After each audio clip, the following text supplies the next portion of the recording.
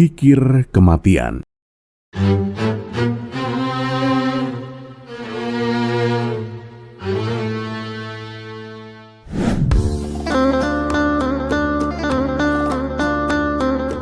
Assalamualaikum warahmatullahi wabarakatuh. Semoga semua kebaikan terlimpah kepada kita semua.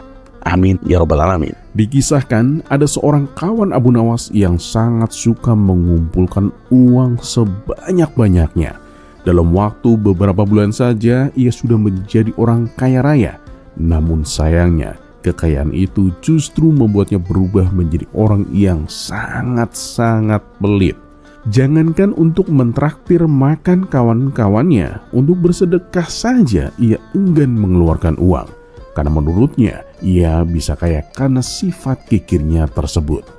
Kalimat yang paling tidak ia sukai di dunia ini adalah berikanlah.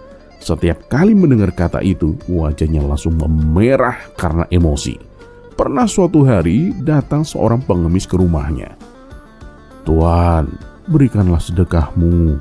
Sejak kemarin aku belum makan, Tuan," pinta si pengemis. Berikan, aku tidak suka mendengarnya. Memangnya cari uang itu gampang? Pergi, kalau ingin punya uang ya bekerja, bentak si kikir. Beberapa waktu kemudian ia pergi ke desa tetangga untuk urusan dagang. Saat melewati tepian sungai, kakinya tergelincir dan ia terjatuh ke air. Karena tak bisa berenang, ia pun nyaris saja tenggelam. Orang-orang yang melihat kejadian itu segera berlarian untuk menolongnya. Salah satu dari mereka berteriak sambil mengulurkan tangannya. "Kawan, berikanlah tanganmu, nanti akan kutarik ke atas." Namun anehnya, si kikir hanya diam saja dan tubuhnya semakin tenggelam. Tolong aku!" teriaknya panik. "Iya, sini, akan kutolong. Makanya berikan tanganmu, biar kamu tidak tenggelam," seru si penolong. Tetapi si kikir tetap tak mau mengulurkan tangannya. Ia justru semakin tenggelam. Di saat itulah Abu Nawas datang dan berusaha menolong. "Hei kawan, terimalah tanganku, biar aku bisa menarikmu ke atas," kata Abu Nawas. Mendengar kata terimalah, si kikir langsung mengulurkan tangannya. Ia pun berhasil ditarik naik oleh Abu Nawas. Orang-orang yang menyaksikan kejadian itu pun heran. "Padahal dari tadi kami sudah berusaha menolongnya, tapi dia sama sekali tak mau memberikan tangannya," kata mereka. Abu Nawas pun tersenyum dan menjawab, "Ah, kalian ini seperti tidak tahu saja. Dia itu kan orang pelit dan kikir. Kalau kalian bilang berikan, tentu saja dia tidak mau. Mana mungkin orang pelit mau memberikan sesuatu." "Lalu kenapa waktu Tuan menolongnya dia mau?" tanya seseorang. "Ya tentu saja maulah," jawab Abu Nawas sambil terkekeh. "Orang pelit kan lebih suka mendengar kata terimalah daripada berikanlah." Mendengar penjelasan itu, semua orang pun tertawa terbahak-bahak melihat kecerdikan Abu Nawas.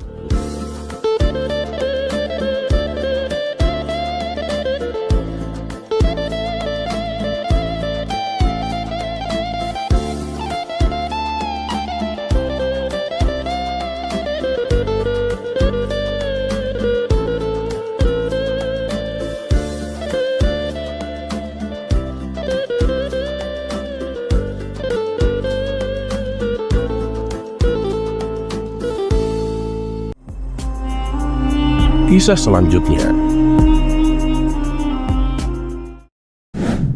tes kehakiman.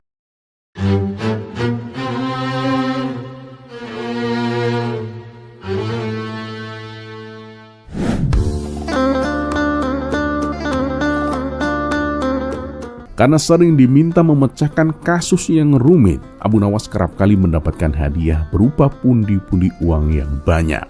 Rupanya hal ini menimbulkan rasa iri di antara 5 orang hakim istana.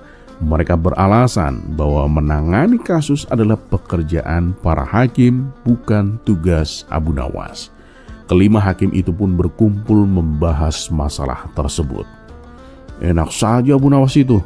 Dia mendapatkan hadiah yang seharusnya menjadi milik kita," kata salah satu dari mereka. Benar itu. Ini tidak boleh dibiarkan. Ayo kita ajukan protes kepada Baginda Raja, sahut yang lain. Maka pergilah mereka menghadap Baginda Raja dan menyatakan keberatannya. Mendengar keluhan itu, Baginda Raja menanggapinya dengan bijak. Kalian kan sudah mendapatkan gaji setiap bulan, sedangkan Abu Nawas tidak. Jadi wajar kalau aku memberinya hadiah sebagai bentuk terima kasih karena telah membantu menyelesaikan masalah, tutur Baginda Raja. Tapi Paduka, itu kan seharusnya tugas kami, protes salah satu hakim. Iya, saya tahu kalian ini orang pintar dan berpendidikan, jawab Raja. Tapi kasus yang aku percayakan kepada Abu Nawas bukan hanya butuh kecerdasan, melainkan juga butuh kebijaksanaan. Soal kebijaksanaan, kami juga bisa Paduka, ujar mereka dengan yakin. Melihat kesungguhan mereka, Baginda Raja pun tersenyum dan berkata, baiklah, aku akan menguji kalian dengan kasus sederhana. Bila kalian bisa memecahkannya, aku tak akan lagi meminta bantuan Abu Nawas. Kemudian Baginda Raja memerintahkan pelayan untuk membawa papan tulis. Di papan itu beliau menggambar sebuah garis sepanjang 100 cm. Nah, sekarang masing-masing dari kalian maju dan buatlah garis ini menjadi lebih pendek, perintah Baginda Raja. Hakim pertama maju dan menghapus 20 cm dari garis tersebut. Kini panjangnya menjadi 80 cm. Hakim kedua melakukan hal yang sama, menghapus 20 cm lagi sehingga garis tinggal 60 cm. Hakim ketiga dan keempat pun mengikuti hingga garis itu hanya tersisa 20 cm. Tibalah giliran hakim kelima. Ia tampak kebingungan, tak tahu harus berbuat apa. Apakah kamu akan melakukan hal yang sama seperti kawanmu? Tanya Baginda Raja. Kalau begitu, garisnya akan hilang. Padahal yang kuminta adalah memperpendek, bukan menghapus garisnya. Tapi jika kamu hanya menghapus 10 cm, berarti kamu tidak adil, karena keempat kawanmu menghapus 20 cm. Lalu bagaimana caramu memecahkan masalah ini? Kalau kamu bingung, tanyakan dulu pada kawan-kawanmu itu, ujar Baginda Raja.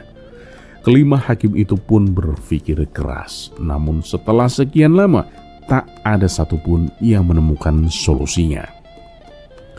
Ampun Paduka yang mulia, kami tidak tahu cara memecahkan masalah ini, kata mereka pada akhirnya. Baiklah, kata Baginda Raja. Kalau begitu, aku akan memanggil Abu Nawas. Dan tak lama kemudian datanglah Abu Nawas. Ia diperintahkan untuk menyelesaikan masalah yang gagal dipecahkan para hakim itu. Dan tanpa pikir panjang, Abu Nawas mengambil kapur. Namun ia tidak menghapus garis yang tersisa 20 cm itu. Sebaliknya, ia menggambar garis baru di atasnya, lebih panjang, yakni 120 cm. Melihat itu, Baginda Raja pun tersenyum dan berkata, nah, kalian lihat sendiri kan, bagaimana Abu Nawas menyelesaikan masalah. Untuk membuat garis menjadi pendek, kalian tidak perlu menghapusnya. Cukup buat garis baru yang lebih panjang, maka garis pertama akan tampak lebih pendek dengan sendirinya. Mendengar penjelasan itu, kelima hakim pun tersadar akan kekeliruannya dan mengakui kecerdasan serta kebijaksanaan Abu Nawas dalam menyelesaikan masalah.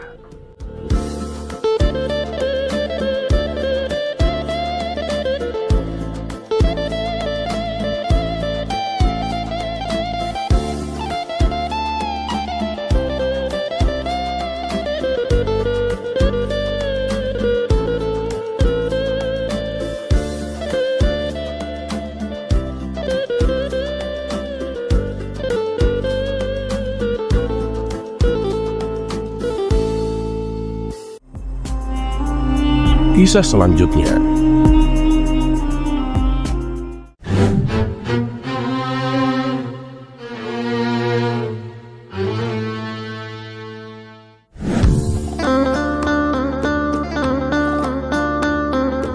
Suatu ketika, Abu Nawas mengalami kesusahan ekonomi, sehingga untuk mencukupi kebutuhannya sehari-hari, ia terpaksa akan menjual barang-barang yang ada di rumahnya.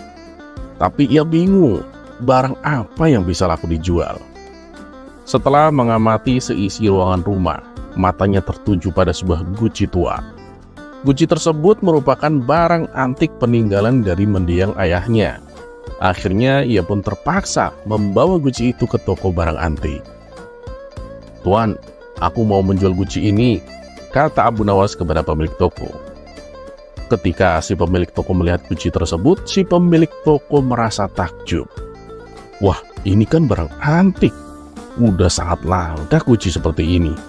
Pasti harganya mahal," pikir si pemilik toko.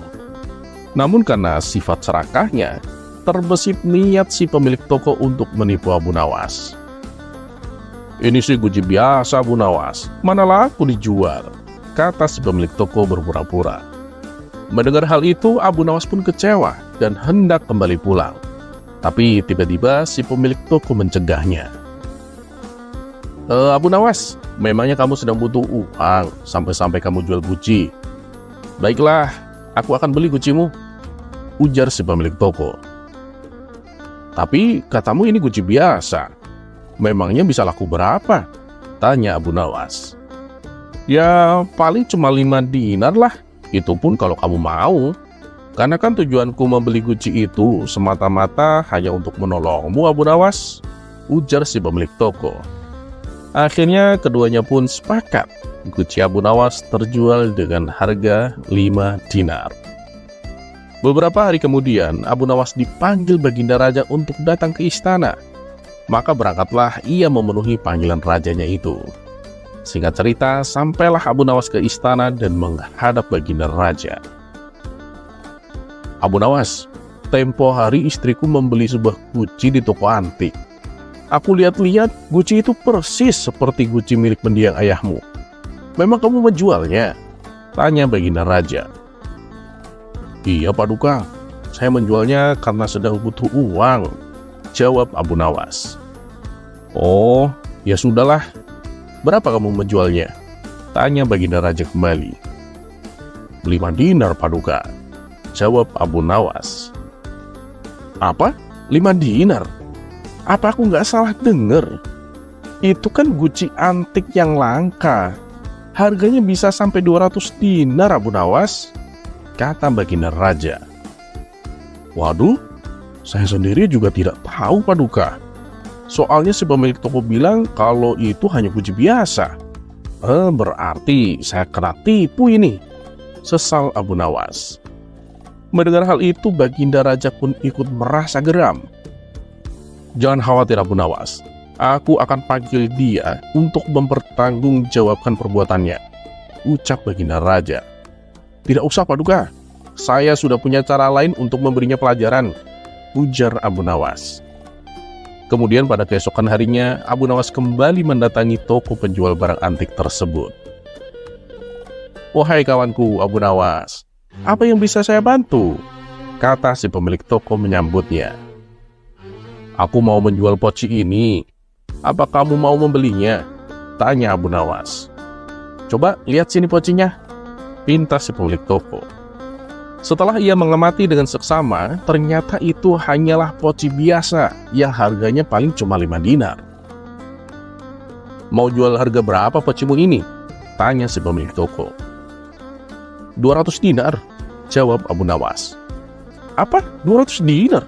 Gila kamu, gak mau beli aku," ujar si pemilik toko. "Kalau gak mau ya udah, aku juga gak akan memaksa kok," kata Abu Nawas sambil berpura-pura akan berlalu. Tunggu dulu Abu Nawas, jangan pergi dulu. Aku penasaran, kenapa harganya bisa semahal itu?" tanya si pemilik toko. "Ini ya Tuan, poci ini bukan sembarang poci. Ini adalah poci ajaib, bisa menjawab pertanyaan apapun," jawab Abu Nawas. Lalu untuk mengetes kebenarannya, si pemilik toko memegang kantong tempat ia menyimpan uangnya. Poci, berapa jumlah uang yang ada di kantongku ini?"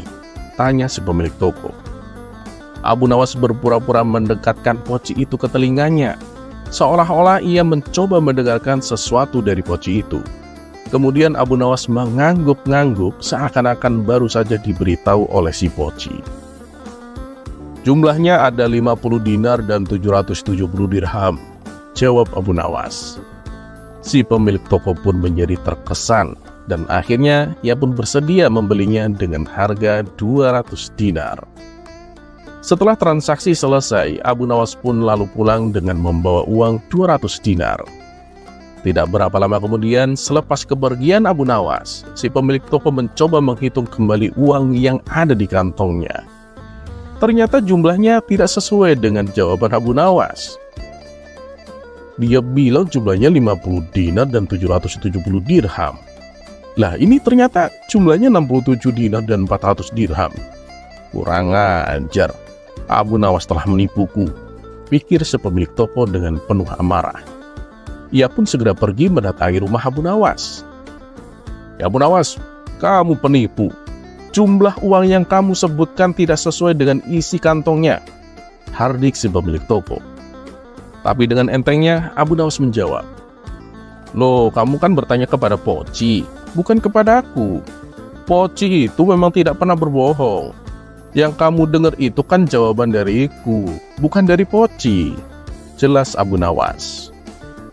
"Tapi yang kamu bilang tadi, bukannya kamu dengar dari Pocimu?" kata si pemilik toko bertambah geram. Tunggu dulu. Saya nggak pernah bilang seperti itu loh. Kamunya aja yang salah paham, ujar Abu Nawas. Kurang ajar kamu Abu Nawas. Akan aku adukan kamu ke Baginda Raja, biar kamu ditangkap dan dihukum, ancam si pemilik toko. Nah, kebetulan sekali. Ayo kita ke istana sekarang. Di sana kamu akan menjumpai guci yang telah aku jual kepadamu. Dan kedatanganmu sudah ditunggu-tunggu oleh Baginda Raja, timpal Abu Nawas. Sialan, berarti Abu Nawas sudah tahu kalau aku telah menipunya. Ternyata tempo hari wanita yang membeli guci adalah wanita suruhan permaisuri, pikir si pemilik toko. Gimana, kita jadi ke istana apa enggak nih? Ledek Abu Nawas. Tanpa berkata sepatah kata pun, si pemilik toko langsung ngeloyor pergi meninggalkan rumah Abu Nawas.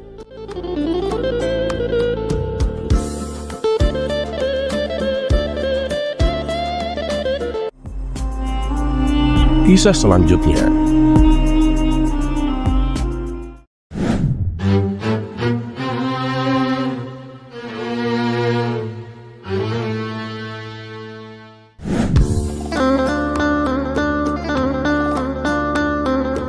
Di suatu pagi yang cerah, Abu Nawas sedang bersiap-siap hendak pergi ke desa sebelah untuk menghadiri undangan kenduri.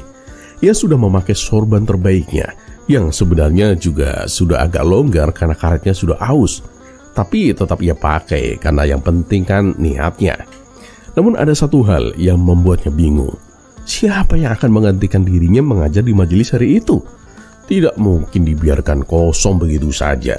Murid-muridnya yang terkenal usil itu bisa saja memanfaatkan kesempatan untuk saling lempar sandal atau mengikat janggut temannya ke bangku. Akhirnya dengan sedikit nekat dan banyak harap, Abu Nawas pun memanggil sahabat lamanya, yaitu Abu Jahil. Wahai Abu Jahil, hari ini aku tidak bisa mengajar. Aku titip majelis kepadamu ya. Abu Jahil pun mematung sejenak. Ia bukan tidak mau membantu, tapi ia sendiri tahu betul ia tidak menguasai ilmu agama. Bahkan menghafal huruf hijaiyah saja ia suka tertukar antara ba dan ta. Aku ini tidak pandai agama, Abu Nawas. Kalau nanti aku ditanya dalil atau hadis, bisa-bisa aku jawab pakai pantun, kata Abu Jahil cemas. Udah, tenang sahabatku. Ajar saja hal yang kamu bisa. Yang penting murid-muridku tetap belajar sesuatu hari ini, ujar Abu Nawas sambil menepuk bahu Abu Jahil, lalu pergi dengan langkah ringan meninggalkan masalah berat di belakangnya. Begitu Abu Nawas pergi, Abu Jahil masuk ke ruang majelis dengan wajah percaya diri yang dibuat-buat. Ia memandang ke arah para murid kecil yang sudah duduk rapi, meski beberapa dari mereka tampak sedang menyembunyikan ketapel di balik jubah. Abu Jahil berdiri di depan papan tulis. Karena tak tahu harus mulai dari mana, ia pun mengambil kapur dan mulai menggambar. Garis setengah lingkaran di atas, 2 bulatan simetris di bawahnya. Lalu ia bertanya dengan gaya seorang guru seni rupa terkenal. "Anak-anak, coba tebak, ini gambar apa?" Para murid saling berpandangan. Lalu dengan serempak dan tanpa ragu mereka pun menjawab lantang, "Pantat, Tuan Guru." Abu Jahil pun hampir tersedak udara. Wajahnya memerah seperti tomat kepanasan. Dengan suara gemetar, ia pun memarahi mereka. "Kalian ini masih kecil tapi sudah berkata jorok. Tidak tahu sopan santun. Ini itu bukan pantat. Ini itu apel." Salah satu murid yang duduk di belakang pun berbisik, "Apel? Apel dari planet mana itu?" Abu Jahil pun makin naik darah. Ia berjalan mondar-mandir seperti guru yang sedang mempertimbangkan untuk pensiun dini. Dan di tengah kekesalannya terdengar langkah kaki mendekat. Ternyata Abu Nawas telah kembali lebih cepat dari perkiraan. Rupanya acara kenduri batal karena kambingnya kabur ke gunung. "Ada apa ini? Suara kalian terdengar sampai ke warung teh?" tanya Abu Nawas heran. Dengan cepat Abu Jahil pun mengadu seperti anak kecil yang kehilangan gundu. "Ini loh, murid-muridmu ini sungguh kurang ajar. Aku tanya baik-baik soal gambar, mereka jawabnya apa coba? Mereka jawabnya malah pantat." Abu Nawas pun memandang para muridnya dengan tajam, lalu berkata, "Kalian ini bagaimana sih? Bukannya kalian sudah diajari adab kepada orang tua? Kenapa tidak diterapkan?" Suasana pun mendadak hening. Para murid tertunduk. Tapi Abu Nawas sebagai guru sejati tahu bahwa sebuah nasihat tidak lengkap tanpa bukti. Maka ia pun menoleh ke papan tulis. Begitu melihat gambar di papan, wajahnya langsung berubah. Alisnya naik, matanya membelalak. "Kalian ini bahkan berani-beraninya menggambar pantat di papan tulis. Siapa yang menggambar ini?" Para murid pun serempak menjawab sambil menunjuk ke arah yang sama. "Dia, Tuan Guru, Guru Abu Jahil." Abu Nawas pun terdiam. Abu Jahil juga terdiam selama 2 detik. Dan lalu plek, ia jatuh pingsan di tempat. Para murid pun bersorak. Bukan karena Abu Jahil pingsan, tapi karena mereka merasa menang satu babak melawan dunia orang dewasa yang aneh. Abu Nawas hanya bisa menggelengkan kepala. Lalu ia berkata dengan pelan, "Lain kali kalau tidak bisa menggambar apel, ya jangan digambar dari belakang dong."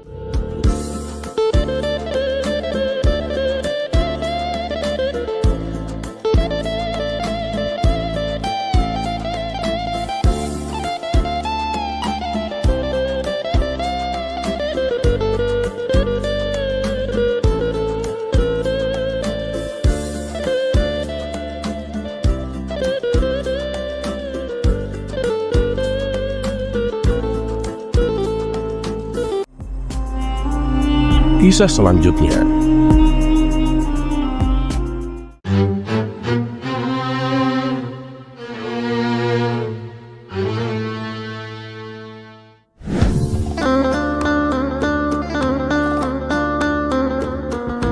Pada kisah sebelumnya, kita sudah berkenalan dengan salah satu murid Abu Nawas yang cerdik tapi agak sedikit badung. Dan yang lebih anehnya lagi, ia nggak mau masuk surga. Dan pada kisah kali ini, kita akan menghadirkan kembali murid fenomenal itu. Jadi langsung saja kita sambut Ali Mustafa. Kisah ini bermula pada suatu ketika di sela waktu senggangnya, Abu Nawas berdiskusi dengan Ali Mustafa. Si Ali bertanya, "Tuan Guru, ada sesuatu yang mengganjal pikiran saya, Tuan. Kalau memang benar para guru itu orang-orang yang pintar, lantas mengapa bukan mereka yang menjadi pemimpin dunia? Dan mengapa pula bukan mereka yang menjadi orang-orang kaya?" Abu Nawas hanya tersenyum. Tanpa mengeluarkan sepatah kata pun, ia lalu masuk ke ruangan dan keluar sambil membawa sebuah timbangan. Timbangan tersebut lantas diletakkannya persis di atas meja. "Wahai anakku, Ali, kamu tahu kan, ini adalah sebuah timbangan yang biasa digunakan untuk mengukur berat emas. Timbangan ini mampu menampung sampai 5 kilo emas. Berapa harga emas seberat itu, Ali? Tanya Abu Nawas. Emas 5 kilo, kira-kira sekitar 100 dinar, Guru, jawab Ali Mustafa. Baiklah anakku, sekarang coba bayangkan. Seandainya ada orang yang datang kepadamu membawa timbangan ini dan ingin menjualnya seharga emas 5 kilo. Apakah kamu mau membelinya? Tanya Abu Nawas kembali. Timbangan ini kan harganya cuma 10 dinar, Guru. Ya, saya nggak maulah. Lagian mana ada yang mau, Tuan Guru? Jawab Ali Mustafa. Nah, Ali, sekarang kamu sudah mendapatkan pelajaran. Ketahuilah bahwa kalian, para murid, itu seperti emas. Dan kami, para guru, adalah timbangan akan bobot prestasimu. Kalianlah yang seharusnya menjadi perhiasan dunia ini. Satu lagi pertanyaanku, Ali. Jika ada orang yang datang kepadamu dengan membawa sebongkah berlian di tangan kanannya dan seember keringat di tangan kirinya, kemudian dia berkata kepadamu bahwa di tangan kirinya ada seember keringat yang telah ia keluarkan untuk mencari sebongkah berlian itu.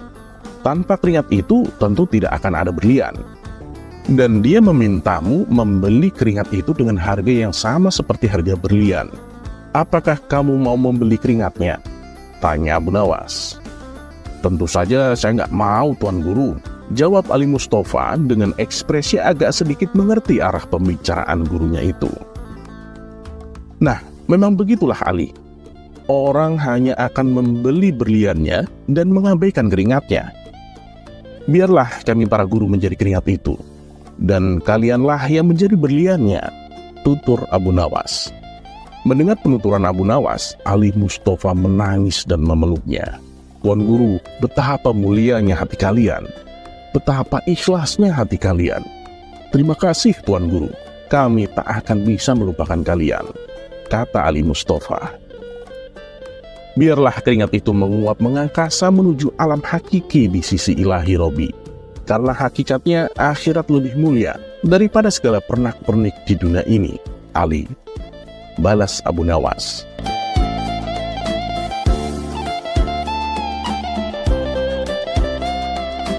Terlepas apakah cerita ini adalah cerita fiksi atau kenyataan, sebagai seorang yang beradab, sudah sewajibnya kita menghargai segala jasa guru-guru kita, yang artinya semua orang yang mengajarkan ilmu apapun kepada kita, baik secara langsung ataupun tidak.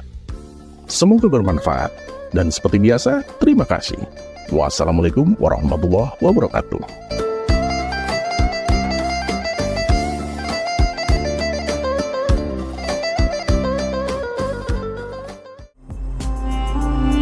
Kisah selanjutnya.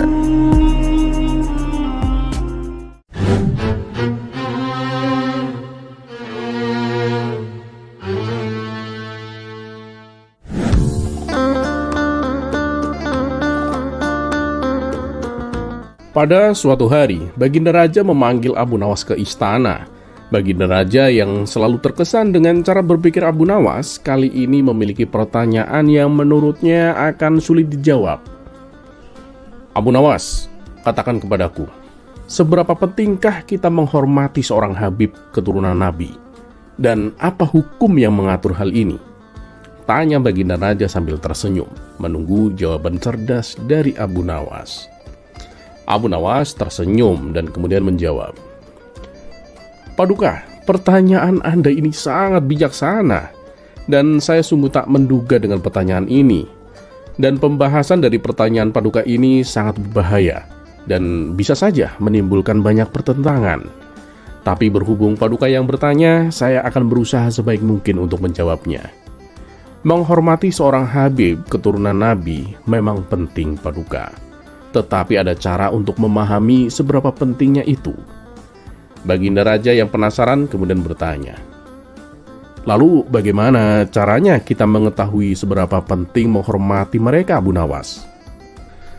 Abu Nawas mengangguk pelan dan kemudian berkata, Paduka, untuk menjawab pertanyaan ini, kita perlu melakukan sebuah eksperimen sederhana. Mari kita undang 2 orang Habib ke istana. Satu yang benar-benar keturunan Nabi dan satu lagi yang hanya mengaku-ngaku saja. Baginda Raja pun setuju, dan Abu Nawas memerintahkan pengawalnya untuk mencari 2 orang Habib tersebut. Setelah beberapa waktu, 2 orang Habib itu dihadirkan di hadapan Baginda Raja dan Abu Nawas. Abu Nawas mulai berbicara. Paduka, coba kita perhatikan sikap dan perilaku mereka. Seorang Habib asli akan menunjukkan sifat-sifat mulia, sementara Habib yang palsu akan terjebak dalam kepura-puraan, Paduka. Nah, untuk menguji mereka, kita akan membuat sebuah skenario. Coba kita memberi masing-masing dari mereka sekantong emas. Habib asli pasti akan menggunakan emas tersebut untuk kebaikan. Sedangkan Habib palsu mungkin akan menunjukkan sifat serakahnya. Baginda Raja setuju dengan eksperimen tersebut. Sekantong emas diberikan kepada masing-masing Habib.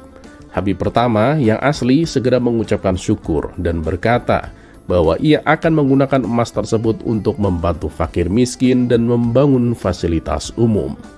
Habib kedua yang palsu malah meminta lebih banyak emas sambil berjanji dengan nada meragukan bahwa dia akan melakukan hal yang sama. Melihat hal ini, Baginda Raja tertawa terbahak-bahak dan kemudian berkata, "Abu Nawas, kamu benar.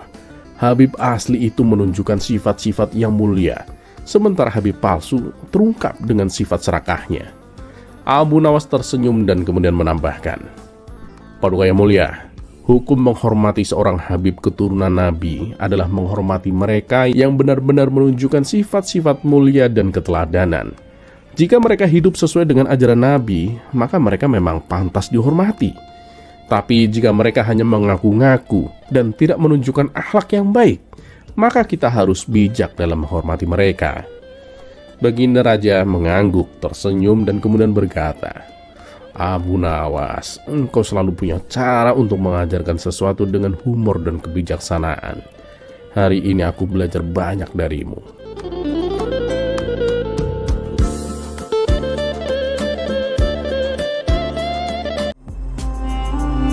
Kisah selanjutnya.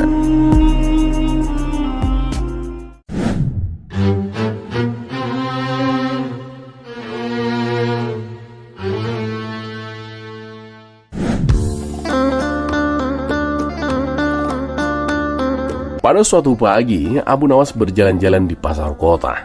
Udara segar, suara pedagang menawarkan dagangan mereka, serta riuh rendah orang-orang berlalu lalang menciptakan suasana yang ramai.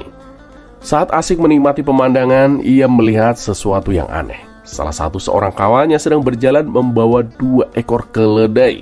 Yang satu tampak kelelahan karena membawa beban yang sangat berat, sedangkan yang satunya berjalan santai tanpa membawa apapun. Abu Nawas pun mengernyutkan dahinya.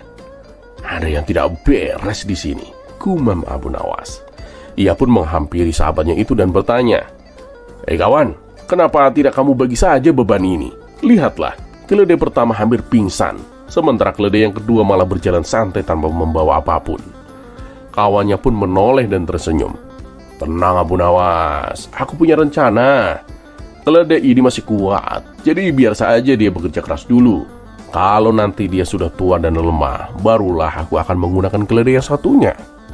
Abu Nawas pun menghela nafas panjang. Ia menggeleng-gelengkan kepalanya lalu tersenyum cerdik. "Baiklah kawan, aku mengerti cara berpikirmu," kata Abu Nawas. Ia lalu merogoh sakunya dan mengeluarkan 2 kapas kecil. Ia memberikan kapas itu kepada kawannya. "Nah, kalau begitu, sekarang simpan kapas ini dan tutupi mata serta telinga kananmu dengan ini," kata Abu Nawas. Kawannya pun mengernyitkan dahi tanda bingung. "Untuk apa Abu Nawas?" Abu Nawas pun tersenyum santai. "Nanti kalau kamu sudah tua dan pandangan serta penglihatanmu berkurang, kamu bisa gunakan mata dan telingamu yang sekarang kamu tutupi ini." Kawannya pun terdiam sejenak, lalu tertawa kecil. "Abu Nawas, kamu ini aneh. Kalau aku sudah tua, tentu mata dan telinga kananku juga akan ikut berkurang fungsinya, seperti mata dan telinga kiriku." Abu Nawas pun langsung menepuk pundak kawannya. "Nah, begitu juga dengan keledaimu. Kalau keledai pertama sudah tua dan lemah, keledai kedua juga akan mengalami hal yang sama, kawan." Kawannya pun terdiam, matanya membesar, seolah baru tersadar dari kesalahan logikanya.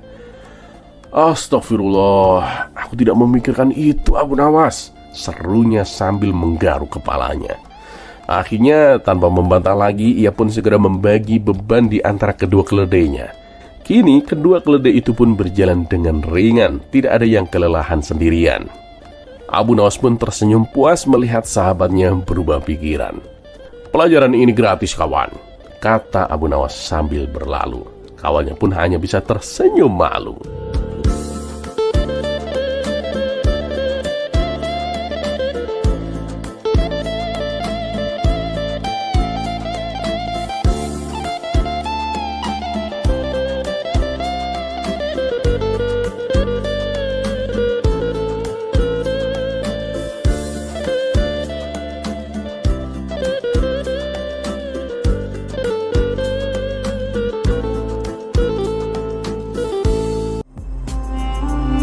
Kisah selanjutnya.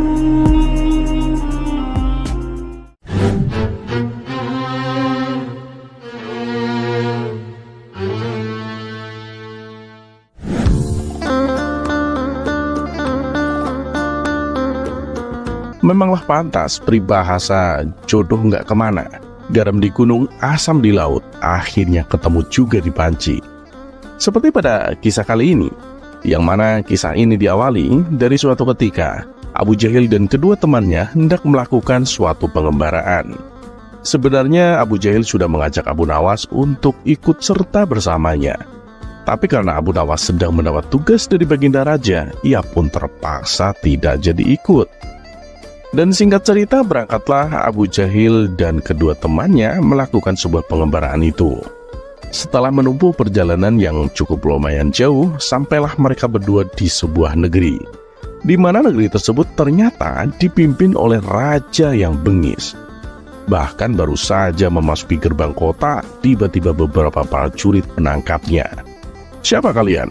Dari mana kalian?" tanya sang prajurit. "Kami dari negeri Baghdad, Tuan," jawab Abu Jahil dan dua temannya. Begitu mengetahui bukan penduduk asli, mereka langsung diseret ke istana untuk dihadapkan kepada rajanya. "Oh, jadi kalian dari negeri Baghdad.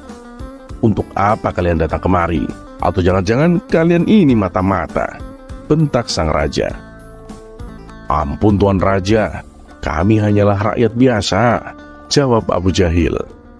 Awalnya sang raja tak percaya begitu saja, tapi setelah menginterogasinya cukup lama, akhirnya sang raja mempercayainya.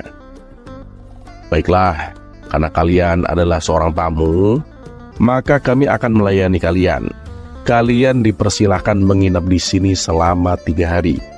Tapi sebelumnya, kalian harus menjalani aturan yang akan aku berikan," kata sang raja. "Aturan? Aturan apa, Tuan Raja?" tanya mereka. "Kalian akan memasuki gudang melalui pintu depan dan keluar melalui pintu belakang. Nah, di dalam gudang itu banyak terdapat tikus. Jika ada yang sampai menginjaknya, maka selama menginap di sini akan ditempatkan di kamar yang kotor dan akan dilayani oleh wanita jelek dan jorok. Tapi kalau berhasil tidak menginjak tikus sama sekali, akan ditempatkan di kamar yang megah dan wangi dan akan dilayani oleh wanita yang cantik," jelas sang raja. Abu Jahil dan kedua kawannya pun setuju.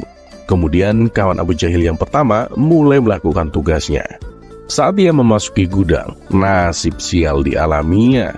Ia menginjak tikus sampai mati. Walhasil kawan Abu Jahil yang pertama ini ditempatkan di kamar yang kotor dan ditemani oleh wanita yang jelek dan jorok. Begitu pula dengan kawan Abu Jahil yang kedua. Ia melakukan sebuah kesalahan karena ia menginjak salah satu tikus yang ada di dalam gudang. Akibatnya ia pun ditempatkan di kamar kotor dan ditemani wanita jelek dan jorok. Kini giliran Abu Jahil untuk memasuki gudang. Dengan sangat hati-hati ia memperhatikan setiap langkahnya. Dan ketika sampai keluar melalui pintu belakang, tak ada satupun tikus yang diinjaknya. Abu Jahil pun merasa sangat bahagia. Kemudian ia diantar menuju kamar yang megah dan wangi. Di situ Abu Jahil juga melihat seorang wanita cantik yang siap menemaninya. Abu Jahil lalu menghampirinya. "Mimpi apa aku semalam sampai bisa ditemani wanita secantik kamu?" kata Abu Jahil penuh kegirangan. Wanita itu membalas, "Aku tidak tahu tentangmu, tapi hari ini adalah hari yang paling sial buatku." Abu Jahil pun terkejut dan bertanya, "Loh, memang apa yang membuatmu sial?" Wanita cantik itu kembali membalas, "Kesialanku ini karena aku telah menginjak seekor tikus." Spontan Abu Jahil mengernyitkan dahinya, seolah tak percaya dengan apa yang ia barusan dengar.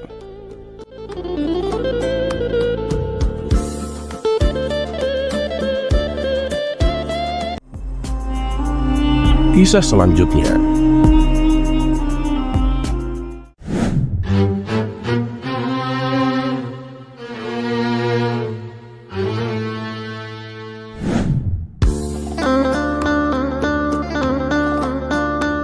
Kita sepakat akan satu hal, yaitu tidak ada yang bisa menyalahkan Abu Nawas. Seperti pada kisah kali ini, dengan kata-katanya Abu Nawas lolos dari stempel salah. Berikut kisahnya. Suatu kali Abu Nawas pergi keluar kota untuk menemui sahabat lamanya. Dengan membawa perbekalan seadanya, ia berangkat menuju kota tempat sahabatnya. Dan singkat cerita, sampailah ia di rumah sahabatnya itu. "Assalamualaikum," ucap Abu Nawas saat mengetuk pintu rumah sahabatnya. Saat pintu rumah dibuka, sahabatnya kaget bercampur bahagia. "Waalaikumsalam Abu Nawas, apa kabarmu?" jawab sahabatnya sambil memeluk Abu Nawas. "Mari silakan masuk," ajak sahabatnya. Mereka berdua saling melepas rindu dan terlibat perbincangan yang penuh dengan canda dan tawa. Setelah ngobrol ke sana kemari, terdengarlah suara azan asar. "Kawan, aku numpang sholat di rumahmu ya," pinta Abu Nawas. "Oh, silakan Abu Nawas. Tapi aku mau keluar sebentar ya untuk membeli makanan," balas sahabatnya. Abu Nawas lalu ke kamar mandi untuk berwudu. Tapi saat ia hendak melaksanakan sholat, Abu Nawas pun bingung ke arah mana arah kiblat. Mau bertanya kepada sahabatnya, tapi sahabatnya sedang keluar membeli makanan. Abu Nawas pun mencoba menunggu sahabatnya pulang. Tapi sudah lama ia menunggu, sahabatnya tak kunjung datang juga. Akhirnya Abu Nawas memutuskan sendiri kemana arah kiblatnya. Abu Nawas menggelar sajadahnya dan mulai menunaikan sholat. Tidak berapa lama, sahabatnya pun datang. Ia tertawa melihat Abu Nawas sholat menghadap arah kiblat yang salah. Setelah Abu Nawas selesai menunaikan sholat, sahabatnya berkata memberitahu, Abu Nawas, arah kiblatnya bukan ke situ," tutur sahabatnya. "Hah? Sholatku salah kiblat?" tanya Abu Nawas kaget. "Iya Abu Nawas, salah kamu itu," kata sahabatnya sedikit meledek. "Wah, aku tuh gak pernah salah arah kiblat," kata Abu Nawas mencoba mengeles. "Lah terus tadi itu apa? Kamu emang salah kiblat kok Abu Nawas?" tutur sahabatnya. "Bukan aku yang salah. Tuh sajadahnya yang salah kiblat. Tegur saja sajadahnya, jangan aku," balas Abu Nawas. Keduanya pun tertawa bersama-sama. "Ya sudahlah, mari kita sholat berjamaah. Habis itu kita baru makan bersama," balas sahabatnya.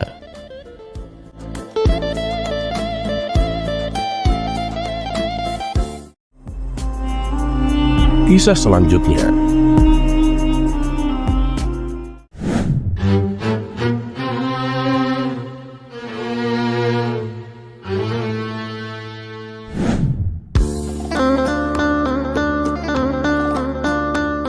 Seperti kebiasaan yang sudah-sudah, Abu Nawas bersama beberapa orang temannya sedang duduk nongkrong sambil bercerita. Setelah mereka selesai mengikuti sholat maghrib berjamaah, mereka bercerita tentang masalah keagamaan. Kebetulan mereka menyinggung suatu masalah. Ia mengatakan bahwa orang buta itu tidak berdosa, karena pintu masuknya dosa tertutup baginya. Alasannya sebab mata inilah yang selalu melihat ke sana kemari. sehingga menjadi sumber orang melakukan dosa. Akan tetapi Abu Nawas tidak menyetujui pendapat tersebut dan berniat akan membuktikannya. Dan keesokan harinya, Abu Nawas berjalan-jalan dengan maksud untuk bertemu dengan orang buta. Dia mau membuktikan pendapatnya bahwa orang buta juga bisa berbuat dosa. Ia pun menyiapkan sebuah kantong dan mengisinya dengan uang. Tidak beberapa lama Abu Nawas berjalan, ia benar-benar bertemu dengan orang buta. Abu Nawas memperhatikan gerak-gerik orang buta yang sedang berjalan dengan tongkatnya. Kemudian Abu Nawas berpura-pura menjadi orang buta juga. Ia berjalan sambil membawa tongkat. Lalu Abu Nawas sengaja menabrakkan dirinya kepada orang buta tersebut. Ia pun pura-pura mengeluh. "Malang sekali nasibku ini, sudah buta, ditabrak orang yang tidak memiliki rasa belas kasihan." Orang buta itu pun heran mendengar keluhan orang yang ditabraknya.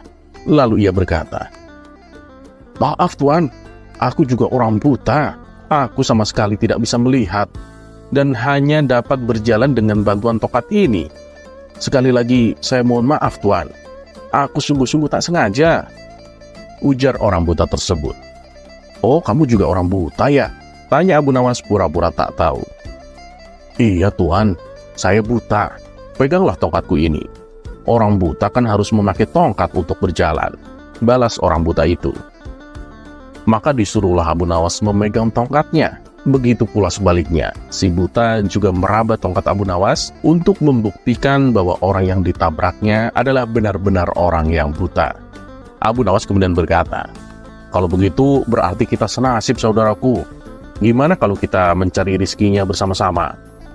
Orang buta itu pun menyetujui ajakan Abu Nawas. Lalu mereka berjalan beriringan.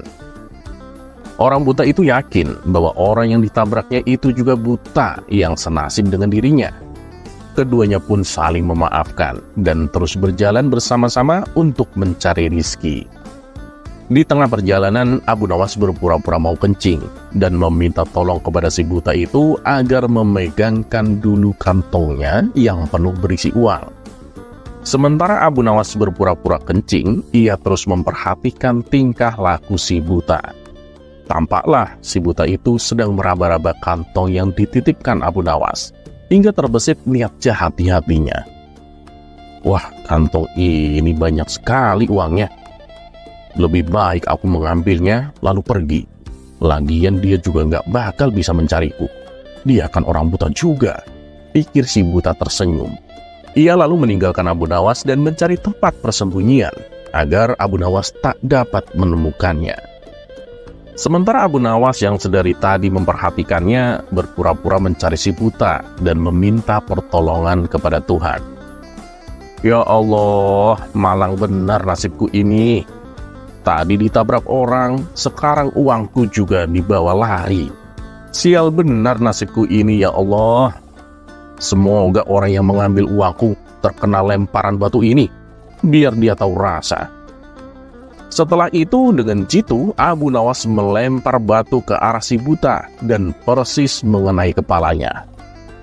"Aduh, kok bisa kena ini?" rintih si buta kesakitan. Hal ini membuat si buta kelabakan.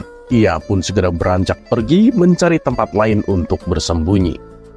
Akan tetapi Abu Nawas yang berpura-pura buta mengikuti si buta itu kemanapun ia pergi. Setelah dekat, Abu Nawas kembali memohon kepada Tuhan. "Ya Allah, semoga orang yang mengambil uangku kepalanya terkena lemparan batu ini." Tak lama kemudian terdengar lagi suara kesakitan dari si buta. "Aduh, kok kena lagi?" rintih si buta sambil memegangi kepalanya yang benjol. Si buta pun menjadi panik dan heran. Kenapa doa temannya itu selalu terkabul? "Ah, mungkin hanya kebetulan saja," ujar si buta menghibur diri. Lalu ia menghindar lagi dan terus menghindar. Tetapi Abu Nawas tetap mengikutinya. Secara berturut-turut Abu Nawas berdoa lagi sambil melakukan lemparan beruntun kepada si buta dan selalu tepat mengenai kepalanya. Setelah terkena lemparan batu beruntun, si buta berpikir, mengapa semua batu yang dilempar kawannya itu selalu tepat mengenainya? dan semuanya kena di kepala. Ia pun mulai curiga. Lama berpikir, akhirnya ia mencoba untuk mengenali suara orang yang tadi bersamanya itu. Barulah ia tersadar bahwa orang yang bersamanya adalah Abu Nawas yang mencoba mempermainkannya. Antara marah dan was-was, si buta berkata, "Kamu Abu Nawas ya? Kamu hanya pura-pura buta untuk mempermainkanku. Ambillah kantong uangmu ini." Akhirnya si buta itu menyerahkan kantong itu kepada Abu Nawas. Si buta jadi menyesal dan malu dengan perilakunya. Sementara Abu Nawas sendiri pulang sambil tersenyum kegelian. Ia puas karena dapat membuktikan bahwa orang buta dapat juga berbuat dosa.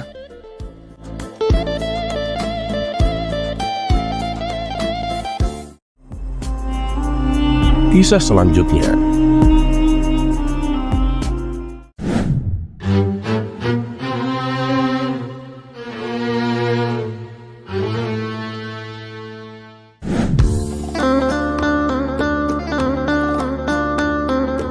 Pada suatu sore yang damai, Abu Nawas sedang duduk santai di teras rumahnya. Di hadapannya ada secangkir teh hangat, sepotong roti, dan semilir angin yang membuatnya hampir terlelap. Hari itu benar-benar sempurna untuk bersantai. Namun ketenangan itu mendadak pecah ketika terdengar suara teriakan panik dari kejauhan. "Celaka Tuan Abu! Celaka Tuan!" Abu Nawas pun hampir tersedak tehnya. Ia menoleh dan melihat tetangganya datang tergopoh-gopoh, wajahnya pucat dan penuh kecemasan. "Tenang kawan, tenang. Tarik nafas dulu. Apa yang terjadi?" tanya Abu Nawas dengan tenang. Tetangganya mengusap keringat di dahinya dan berkata dengan suara gemetaran, "Keledaiku Tuan, keledaiku telah menanduk keledaimu Tuan Abu." Abu Nawas pun mengernyitkan dahinya. "Lalu bagaimana dengan keledaiku?" tanya Abu Nawas mulai penasaran. Dengan wajah penuh rasa bersalah, tetangganya pun menjawab, "Keledaimu mati mengenaskan Tuan Abu." Sejenak Abu Nawas terdiam, mencoba mencerna kabar buruk itu. Lalu dengan nada tegas ia pun berkata, "Kalau begitu, seseorang harus bertanggung jawab. Kamu harus mengganti rugi atas perbuatan keledaimu." Mendengar itu, wajah tetangganya pun langsung pucat. "Waduh, maafkan aku Tuan Abu. Aku tadi salah bicara," katanya tergagap. "Maksudku sebenarnya keledaimu yang menanduk keledaiku Tuan Abu. Dan sekarang keledaikulah yang mati mengenaskan." Abu Nawas pun menghela nafas panjang, lalu dengan santai berkata, "Oh, kalau begitu, itu juga kesalahanmu." Tetangganya pun melongo. "Apa? Kenapa aku yang selalu bersalah Tuan Abu?" protesnya. Abu Nawas pun tersenyum tipis. "Karena kamu tidak mengajari keledaimu bagaimana cara berkelahi." Tetangganya pun hanya bisa menepuk dahinya, sementara Abu Nawas kembali menyeruput tehnya dengan santai. Tetangganya merasa tidak puas dengan jawaban Abu Nawas. "Tunggu dulu Tuan Abu, ini tidak adil. Keledaimu yang menyerang duluan Tuan Abu. Seharusnya kamulah yang mengganti rugi." Abu Nawas pun mengangkat alisnya. "Oh, kalau begitu, kenapa keledaimu tidak menghindar?" Tetangganya pun semakin kesal. "Ya, jelas karena dia tidak menyangka akan ditanduk Tuan Abu." Abu Nawas pun mengangguk pelan. "Nah, itu berarti keledaimu kurang waspada. Seharusnya kamu melatihnya untuk sigap dalam situasi berbahaya."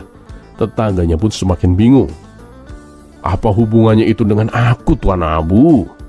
Abu Nawas pun menepuk bahu tetangganya dengan lembut.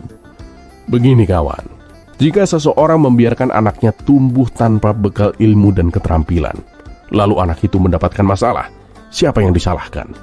Tetangganya pun berpikir sejenak. "Ya, pasti orang tuanya Tuan, karena tidak mendidiknya dengan baik." Abu Nawas pun tersenyum. "Nah, begitu pula dengan keledaimu. Jika ia tidak siap menghadapi serangan, itu bukan salah keledaiku, tapi salah pemiliknya yang tidak mengajarinya cara bertahan." Tetangganya pun menghela nafas dalam-dalam.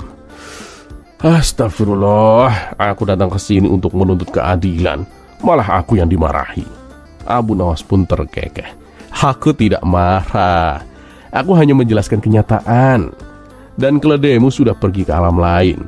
Kamu hanya punya dua pilihan, menerima takdir atau melatih keledai baru agar tidak mudah ditanduk di masa depan. Tetangganya pun akhirnya pasrah. Baiklah, aku menyerah. Keledaiku memang kurang latihan. Abu Nawas pun tersenyum puas. Bagus.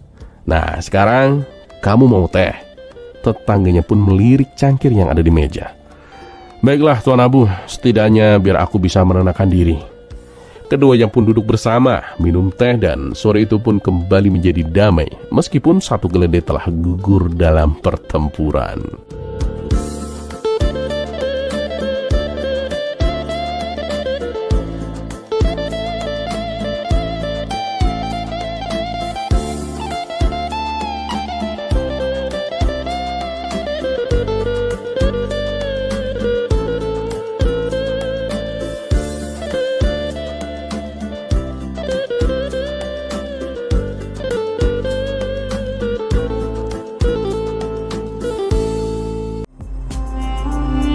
Kisah selanjutnya.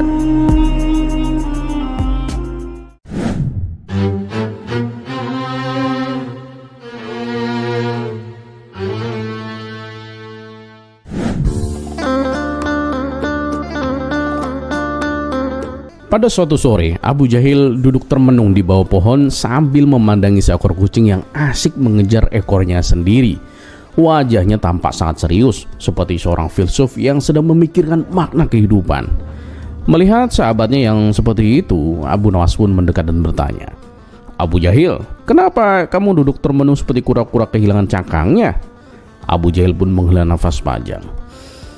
"Abu Nawas, aku sedang memikirkan sesuatu yang sangat penting." "Oh, pasti menarik ini," kata Abu Nawas sambil duduk di sebelahnya. "Katakan, apa yang mengganggumu kali ini?" Abu Jahil pun menunjuk kucing itu dan berkata, "Kenapa hewan seperti kucing tidak diciptakan memiliki pikiran seperti manusia ya? Bayangkan jika kucing bisa berpikir seperti kita, mungkin mereka bisa membantu kita memasak atau bekerja." Abu Nawas pun tertawa kecil mendengar hal itu. Pertanyaan bagus Abu Jahil. Tapi sebelum aku menjawab, mari kita bayangkan sejenak apa yang akan terjadi kalau hewan memiliki pikiran seperti manusia." Abu Nawas pun kemudian menunjuk kucing yang sedang mengeong meminta makan. "Coba pikirkan, jika kucing memiliki pikiran seperti manusia, apa yang akan terjadi saat kamu memberinya makanan?" Abu Jahil pun mengangkat bau. "Mungkin dia akan berterima kasih dan memakannya." Abu Nawas pun menggeleng sambil tersenyum. "Oh tidak Abu Jahil, kucing itu pasti akan berkata, 'Kenapa kamu hanya memberiku ikan? Mana nasi, saus, dan sayurnya? Aku ingin makan lengkap seperti manusia.' Nah, jika kamu tidak memberinya makanan sesuai selera, dia mungkin akan melaporkanmu ke pengadilan hewan." Orang-orang yang mendengar percakapan itu pun mulai tertawa. Abu Jahil meskipun malu tetap penasaran. "Tapi bukankah lebih baik jika hewan itu membantu kita? Bayangkan jika sapi bisa berpikir, mungkin mereka akan membajak sawah sendiri." Abu Nawas pun tertawa lebih keras. Kamu lupa satu hal Abu Jahil.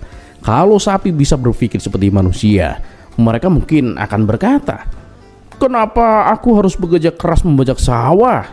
Bukankah aku juga punya hak untuk bersantai dan liburan?' Nah, bahkan mereka mungkin akan berdemo di depan rumahmu untuk menuntut gaji dan hari libur." Abu Jahil pun mulai terbayang dengan adegan lucu itu dan ikut tertawa. "Tapi kenapa Tuhan tidak menciptakan hewan seperti manusia, Abu Nawas? Apa alasannya?" Abu Nawas pun tersenyum bijak. "Karena Tuhan menciptakan setiap makhluk dengan tugas dan perannya masing-masing, Abu Jahil. Manusia diberi pikiran untuk berpikir dan memimpin, sementara hewan diberi naluri agar mereka bisa hidup sesuai alamnya. Kalau semua makhluk berpikir seperti manusia, dunia ini akan kacau. Bayangkan jika burung Raja Wali berhenti berburu dan berkata, 'Aku mau jadi koki.' Siapa yang akan menjaga keseimbangan alam ini?" Abu Jahil pun mengangguk-ngangguk, akhirnya memahami. "Jadi Tuhan menciptakan kita berbeda-beda agar kita bisa saling melengkapi ya?" "Tepat sekali Abu Jahil," kata Abu Nawas sambil menepuk pundaknya. "Hewan dengan nalurinya, manusia dengan pikirannya. Jangan pernah meremehkan peran mereka, karena tanpa hewan kita juga tidak bisa hidup dengan nyaman. Abu Jahil pun tersenyum dan memandang kucing itu lagi. Aku jadi bersyukur kucing tidak berpikir seperti manusia. Kalau tidak, mungkin dia sudah memintaku untuk masak ikan bakar untuk makan malamnya. Mereka berdua pun tertawa terbahak-bahak, sementara kucing itu tetap mengejar ekornya, sama sekali tidak peduli dengan perdebatan manusia.